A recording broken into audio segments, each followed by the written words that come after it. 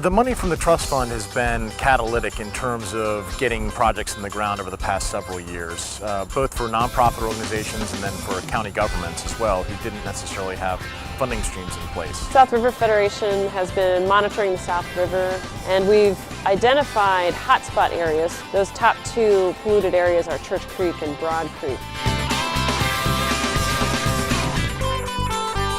The rockfish, now known as blackwall hitch, was one of the hot spots in the Spa Creek watershed because of the size of its roof and the parking lot. We decided to kind of do an overhaul of the entire building and the property, and one of the opportunities that was brought to us by the Spa Creek Conservancy, which was zero runoff, environmental friendly parking lot first in the city of Annapolis. Cabin Branch is surrounded at the headwaters by large and permeable surfaces of the Annapolis Mall.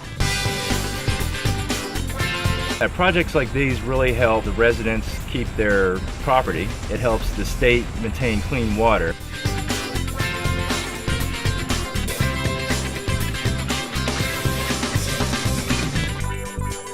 The Davidsonville Wildlife Sanctuary was one of the first large projects that the Federation undertook.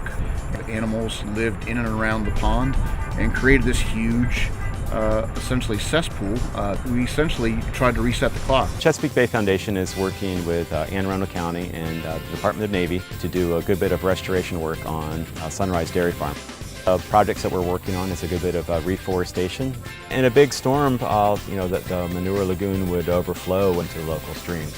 We're going to turn that manure lagoon into a permanent stormwater wetland.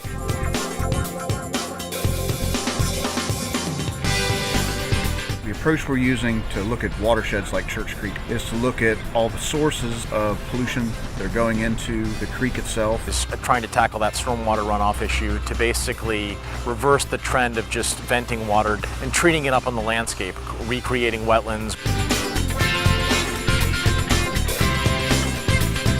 Whenever we look at a project like this, sticker shock can scare you away. We actually were able to get the project done with some of our own funding, but with the majority of the funding coming from other organizations and the Chesapeake Bay Trust Fund. The Trust Fund has been very instrumental in so many of our projects in the watershed that they would not have gotten done without it. The trust fund money has been transformative. Without those dollars, there'd be no opportunity to get big projects in the ground because they don't have revenue streams to create those kinds of opportunities. Getting state funds and federal money to do these projects is critical to meet the requirements that the federal government has put on the state of Maryland to clean up the Chesapeake Bay. Without the trust fund's money, we certainly would not have been able to finish that project and put it in the ground. I think that each of those organizations brings strengths to the table and is able to accomplish things that either the county would have difficulty doing because they've got unique relationships with various people in the watershed.